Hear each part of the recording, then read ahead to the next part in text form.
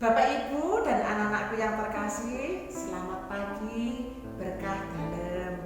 Apa kabar? Semoga di pagi hari yang indah ini kita semua selalu dalam keadaan sehat, sehingga kebahagiaan boleh kita nikmati bersama. Bapak, Ibu, dan anak-anakku yang terkasih, pada pagi hari ini Suster akan menyampaikan renungan dari Injil Matius bab 15 ayat 21 sampai dengan 28. Baik, Bapak, Ibu, dan anak-anakku yang terkasih, marilah kita berdoa terlebih dahulu. Demi nama Bapa dan Putra dan Roh Kudus. Amin.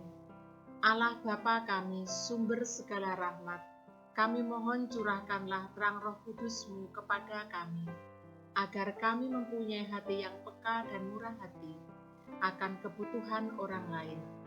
Singkirkan dan jauhkanlah kami dari sikap egois dan hanya mementingkan diri sendiri. Demi Yesus Kristus, Putra-Mu, Tuhan dan pengantara kami, yang bersama dengan Diko dan persatuan Roh Kudus, hidup dan berkuasa Allah sepanjang segala masa. Amin. Demi nama Bapa, Putra, dan Roh Kudus. Amin. Semoga Tuhan beserta kita, sekarang dan selama-lamanya. Inilah Injil Yesus Kristus menurut Matius. Dimuliakanlah Tuhan. Pada suatu hari, Yesus menyingkir ke daerah Tirus dan Sidon. Maka datanglah seorang perempuan Kanaan dari daerah itu dan berseru, "Kasihanilah aku ya Tuhan, anak Daud, karena anakku sangat menderita, karena kerasukan setan dan sangat menderita." Tetapi Yesus sama sekali tidak menjawabnya. Lalu murid-muridnya datang dan memintanya, "Suruhlah ia pergi, ia mengikuti kita," dengan berteriak-teriak. Jawab Yesus, "Aku diutus hanya kepada domba-domba yang hilang dari umat Israel." Tetapi perempuan ini mendekat dan menyembah Dia sambil berkata, "Tuhan, tolonglah aku." Tetapi Yesus menjawab, "Tidak patut mengambil roti yang disediakan bagi anak-anak dan melemparkannya kepada anjing." Kata perempuan itu, "Benar Tuhan, namun anjing itu makan remah-remah yang jatuh dari meja tuannya." Maka Yesus menjawab dan berkata kepadanya, "Hai ibu, besar imanmu, maka jadilah kepadamu seperti yang engkau kehendaki." Dan seketika itu juga anaknya sembuh. Demikianlah sabda Tuhan. Terpujilah Kristus. Bapak, Ibu, dan anak-anakku yang terkasih, setelah kita mendengarkan sabda Tuhan, marilah kita merenungkan bersama-sama. Dari firman Tuhan itu, Tuhan akan berbicara apa untuk kita, dan kita harus berbuat apa untuk saudara-saudara kita yang ada di tengah-tengah kita. Nah, pada kesempatan ini Suster akan mengisahkan kisah seorang santo yang baik hati dan rendah hati, yaitu Yohanes Maria Vianney. Yohanes Maria Vianney lahir pada tanggal 8 Mei 1786 di desa Dardilly, Prancis, dari pasangan Bapak Matius. Bapak Matius bekerja sebagai seorang petani yang sederhana. Bapak Matius dikaruniai 6 orang anak. Yang nomor 6 adalah Yohanes Maria Vianney. Bapak Matius menanamkan iman kepada anak-anaknya. Anak-anaknya dididik secara iman yang mendalam. Setiap hari diajak membaca kitab suci dan berdoa. Tidak lupa setiap hari Minggu rajin ke gereja. Maria Vianney mempunyai keunikan yang berbeda dari kelima kakaknya. Kelima kakaknya tergolong anak yang cerdas, dan Maria Vianney tergolong anak yang kurang cerdas.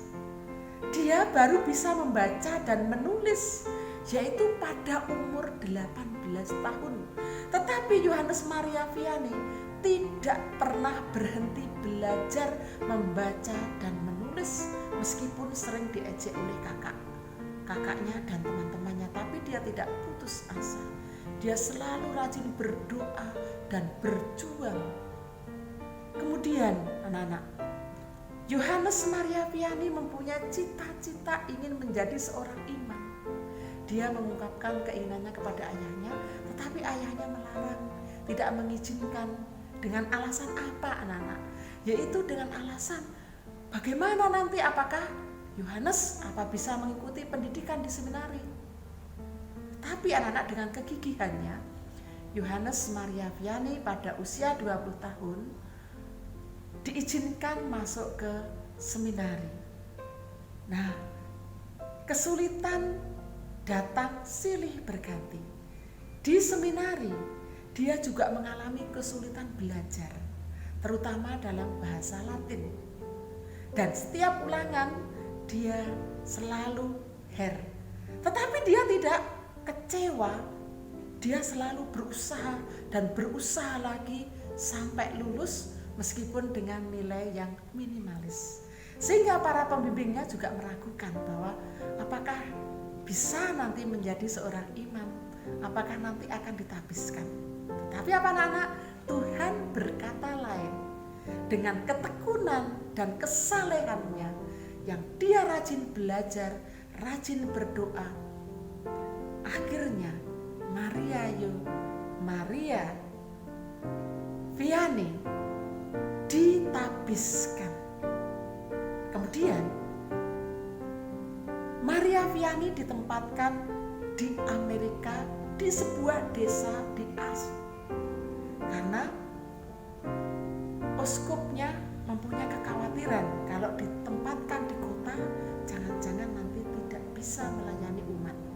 Tapi Tuhan berkehendak lain anak-anak. Di Ars, kota yang miskin, Yohanes Maria Vianney tekun